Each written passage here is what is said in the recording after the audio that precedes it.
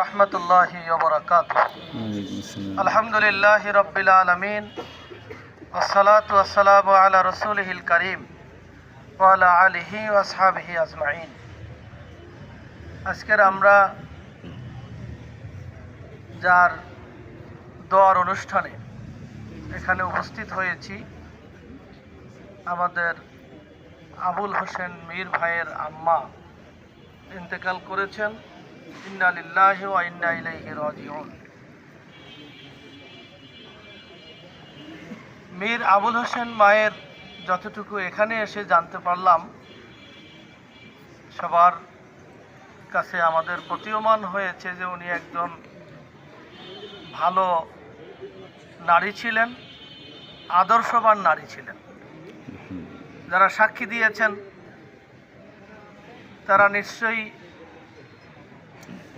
ওনারা ওনাদের জানা মতে এই কথাগুলো বলেছেন। তো সম্মানিত উপস্থিতি, এই মৃত্যু থেকে আমাদেরও তো অনেক বড় শিক্ষা রয়েছে, তাই না? কুল্লু নাফসিন যায়িকাতুল মাউত। প্রত্যেক সৃষ্টির এই মৃত্যুর স্বাদ গ্রহণ করতে হবে, এতে কোনো সন্দেহ নাই।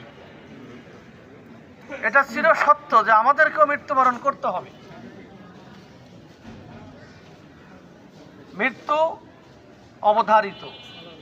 আমরা যে দোয়ার জন্য আসছি, দেখেন শেষে যে দোয়াটা আমরা পড়ি, এই দোয়ার মধ্যে মৃত্যু ব্যক্তির জন্য একটি শব্দ ব্যবহার করা হয়েছে, আল্লাহুম্মা হাইয়িনা ওয়া মাইয়িতিনা।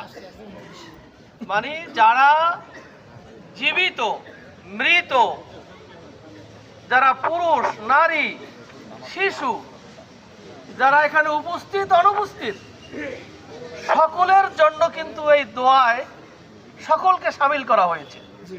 তার মানে আমরা জানাজার অনুষ্ঠানে আসি, যিনি মৃত্যুবরণ করেন তার জন্য দোয়া করার জন্য, এবং আমরা যারা উপস্থিত হই তাদের জন্য দোয়া করার জন্য। যারা অনুপস্থিত, নারী, পুরুষ, শিশু, তাদের জন্য কিন্তু এখানে দোয়া করা হয়।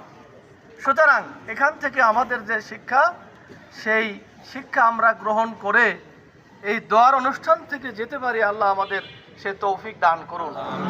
আমরা যিনি মৃত্যুবরণ করেছেন, আল্লাহ তাআলা দুনিয়ার জীবন জিন্দেগিতে মানুষ হিসাবে ছোটোখাটো ভুল করা অস্বাভাবিক নয়। আল্লাহ তাআলা ওনাকে ক্ষমা করুন, এবং ওনার যারা ওয়ারিস, সন্তান, আত্মীয় স্বজন, তাদেরকে আল্লাহ তাআলা ধৈর্য ধারণ করার তৌফিক